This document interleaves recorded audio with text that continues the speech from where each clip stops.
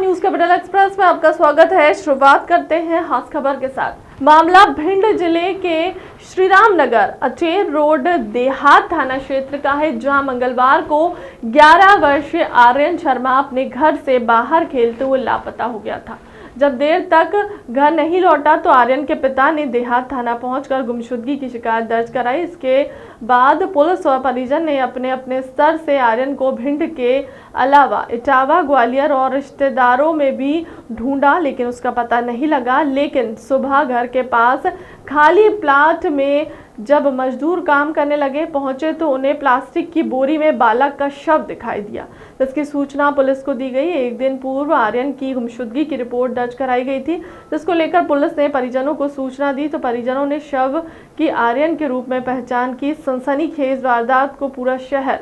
स्तब्ध है। रखी हुई है। तत्काल पुलिस मौके पर पहुंची और उसकी जो कार्रवाई थी पुलिस के द्वारा उसमें की गई। उसका पंचनामा वगैरह बना के और उसके एफएसएल वगैरह डॉक्टर से दिखवाया गया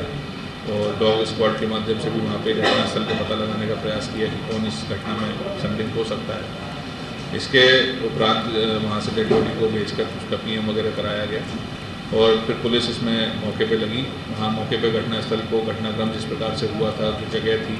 इन सभी बातों को ध्यान में रखते हुए और जो मौके पर सूचना पुलिस को मिली, अन्य लोगों से जानकारी मिली, इस पर कार्य करते हुए जब पुलिस ने पता लगाया तो इसमें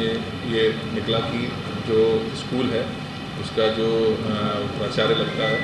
उस व्यक्ति के द्वारा ही इस संपूर्ण घटनाक्रम को करने की पुलिस को जानकारी मिली। उसका पता लगाकर जब पुलिस ने उसको राउंड अप किया और उससे हिम्मत से पूछताछ की गई तो शुरुआत में उसने पुलिस को गुमराह करने का प्रयास किया, लेकिन बाद में स्वीकार किया कि उसको जो है उसके ऊपर कर्जा था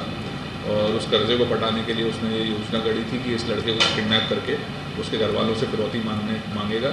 और चूँकि वो लड़के को जानता था तो इसलिए उसका पहले से ही प्लान था कि वो लड़के को मार के उसकी डेड बॉडी को कहीं डिस्पोज कर देंगे और पैसा लेके गायब हो जाएंगे।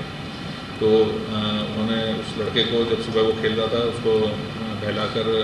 स्कूल में बुलाया, वहाँ पे उसका वीडियो बनाने का प्रयास किया, एक वीडियो बनाया भी और उसी दौरान उसकी फिर गला घोंटकर उसकी हत्या कर दी गई